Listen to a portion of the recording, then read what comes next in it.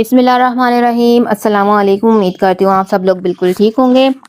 आज मैं आपके साथ ढाबा स्टाइल की मूंग दाल फ्राई की रेसिपी शेयर करूँगी। इतने मज़ेदार और इतनी आसान सी रेसिपी आपको बनाना बताऊँगी और एक मज़ेदार सी मसालेदार सी सैलेड भी आपके साथ शेयर करूँगी। इन दोनों का कॉम्बिनेशन ऐसा है कि आप हर किस्म के मीट को भूल जाएंगे और ये ज़बरदस्त सी दाल फ्राई की रेसिपी आपको हमेशा याद रहेगी। तो चलिए जी शुरू कर लेते हैं।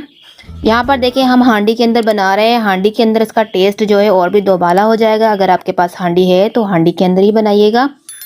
यहाँ पर ये देखिए हमने आधा कप ले लिया है ऑयल। ऑयल हमारा गर्म होगा तो इसके अंदर हम डाल देते हैं 1 टीस्पून जीरा डाल देते हैं। जीरे के साथ हम 7 से 8 ये साबुत वाली गोल मिर्चें डाल देंगे और इसको कड़कड़ाने तक हमने इसको फ्राई कर लेना है इस ऑयल के अंदर। अब इसके बाद हमने इसके अंदर डाल देनी है एक प्याज।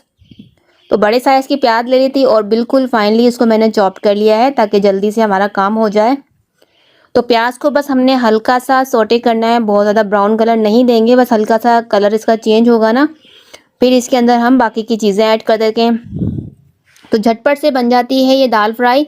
आप फटाफट से इसको बना सकते हैं। जब भी आपको कुछ समझ में नहीं आ रहा पकाने के लिए तो आप ये रेसिपी को ट्राई करें और उसको एंजॉय कर सकते हैं। यहाँ पर देखिए मैंने 1 टेबलस्पून लहसुन अदरक का पेस्ट डाल दिया है और इसके बाद मैंने यहाँ पर टमाटर डाल दिए हैं। तो 2 टमाटर ले लिए थे मैंने मीडियम साइज़ के और उसको मैंने इस तरीके से बारीक काट लिया है, वो ऐड कर दिया। उसके बाद मैंने हरी मिर्चें डाली हैं। तो मैं यहाँ पर लाल मिर्चें ऐड नहीं करूँगी, हरे मसाले के अंदर ही मैं ये दाल बनाऊँगी। अब यहाँ पर देखिए मैंने हरी मिर्चें डालकर इसको मिक्स कर लेना है। तो हरी मिर्चें मैंने चॉप करके डाली हैं। 7 से 8 मैंने हरी मिर्चें ले ली थी बारीक वाली। अब इसके अंदर हमने नमक डाल देना है। 1 टेबलस्पून नमक डाल रही हूँ मैं, बाकी आप अपने टेस्ट के हिसाब से डाल सकते हैं। 1 टीस्पून में पिसा हुआ धनिया ले रही हूँ और आधा टीस्पून मैंने कुटी हुई लाल मिर्चें ली हैं। 1 टीस्पून मैंने हल्दी का पाउडर ले लिया है। अब इन सारे मसालों को हमने भून लेना है अच्छी तरह से। टमाटर हमारे सॉफ्ट हो जाएंगे, गल जाएंगे, जब तक हमने इसको भूनना है, फ्राई करना है। तो आग को मैंने यहाँ पर मीडियम टू हाई पे रखा हुआ है। मीडियम टू हाई पर ही हमने इसको भून लिया है। तकरीबन 2 मिनट तक इसको भूना। तो टमाटर हमारे अच्छे से सॉफ्ट हो चुके हैं। अब इसके अंदर हम डाल देते हैं मूंग की दाल। तो मैंने यहाँ पर 1 कप मूंग की दाल ली थी और उसको मैंने भिगो दिया था अच्छे से वॉश करने के बाद। तो ये अच्छे से सॉक हो चुकी है, थोड़ी सॉफ्ट है तो और जल्दी से ये पक जाएगी, क्योंकि बहुत ज़्यादा हमने इसको मैशी नहीं करना है और बहुत ज़्यादा हमने इसको ड्राई भी नहीं रखना है। तो एक जूसी सी हमने ये दाल बनानी है। यहाँ पर ये देखिए दाल को हमने भून लेना है अच्छे से इन मसालों के साथ ही।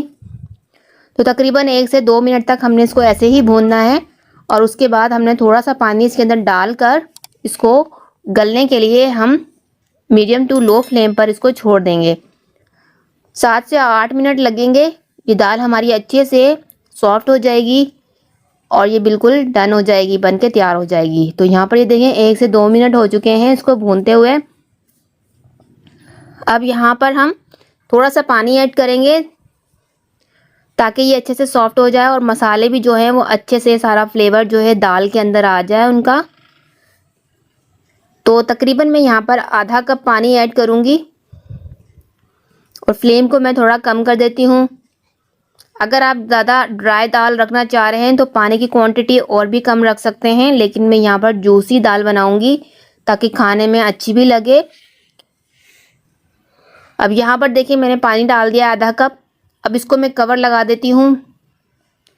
कवर लगाकर हम इसको 7 से 8 मिनट तक पका लेते हैं। 7 से 8 मिनट के अंदर ये बिल्कुल डन हो जाएगी और उसके बाद आप इसको ऊपर से अदरक और लेमन वगैरह डालकर सर्व कर सकते हैं। तो इतनी देर में वो दाल हमारी कुक हो रही है। हम यहाँ पर एक मज़ेदार सा सैलेड तैयार करते हैं, जिसके लिए मैंने एक प्याज ले लिया, मोटी मोटी से उसको काट लिया, एक खीरा है और एक गाजर है, उसको मैंने इस तरीके से काट लिया है। अब इसके अंदर 1 लेमन का जूस डाल देते हैं या फिर आप 1 टेबलस्पून सिरका भी ऐड कर सकते हैं, बट सिरके का फ्लेवर अलग होगा और लेमन जूस का फ्लेवर अलग होगा। तो मैंने यहाँ पर लेमन जूस ऐड किया है। अब इसके अंदर मैं डाल देती हूँ कुछ मसाले जो कि इस सैलेड को बनाएंगे बड़ा ही चटपटा, मज़ेदार, मसालेदार। तो यहाँ पर हमने 1 टीस्पून नमक ले लिया है, नमक डाल देना है। और यहाँ पर 1 टीस्पून में डाल रही हूँ चाट मसाले का पाउडर, सॉरी दही बड़ा मसाले का पाउडर डाल रही हूँ मैं। जो दही बड़ा मसाला होता है ना वो मैंने डाल दिया 1 टीस्पून और 1 टीस्पून मैंने पीसी हुई लाल मिर्ची डाल दी हैं। अगर आपके पास चाट मसाला है तो आप चाट मसाला भी ऐड कर सकते हैं। यहाँ पर मैंने थोड़ा सा हरा धनिया डाल दिया है। आप हरी मिर्चें भी चॉप करके डाल सकते हैं अगर स्पाइसी ज़्यादा पसंद करते हैं। तो यहाँ पर देखिए इन सारी चीज़ों को मिक्स कर देना है और ये मज़ेदार सी मसालेदार सी सैलेड हमारी बनके तैयार हो गई है। ये दाल के साथ इतनी मज़ेदार लगेगी ना कि आप हर किस्म के जो है मीट वगैरह को ना भूल जाएंगे और ये मज़ेदार लजीज सी रेसिपी खाएंगे। तो ये देखें दाल जो है हमारी बन के तैयार हो गई है और आप देख सकते हैं ये कितनी जूसी है। बहुत ज़्यादा मैशी नहीं है लेकिन सॉफ्ट बहुत हो चुकी है ये। अब ये खाने में काफ़ी टेस्टी लगेगी। हमने इसको हरे मसालों के अंदर बनाया है तो बिल्कुल टेस्ट इसका डिफरेंट आया है। आप इसको एक बार ज़रूर ट्राई कीजिएगा और मुझे अपना फीडबैक दीजिएगा। आप इसको सादे वाइट चावल के साथ भी खा सकते हैं, नान चपाती पराठों के साथ भी इंजॉय कर सकते हैं। सबके साथ बेस्ट कॉम्बिनेशन इसका होगा। तो उम्मीद करती हूँ आज की वीडियो आपको अच्छी लगी होगी। अगर ज़रा सी भी अच्छी लगी है तो लाइक ज़रूर कीजिएगा। अपना ख्याल रखिएगा, मुझे अपनी दुआओं में याद रखा करें। मिलते हैं नेक्स्ट वीडियो में। अल्लाह हाफिज़।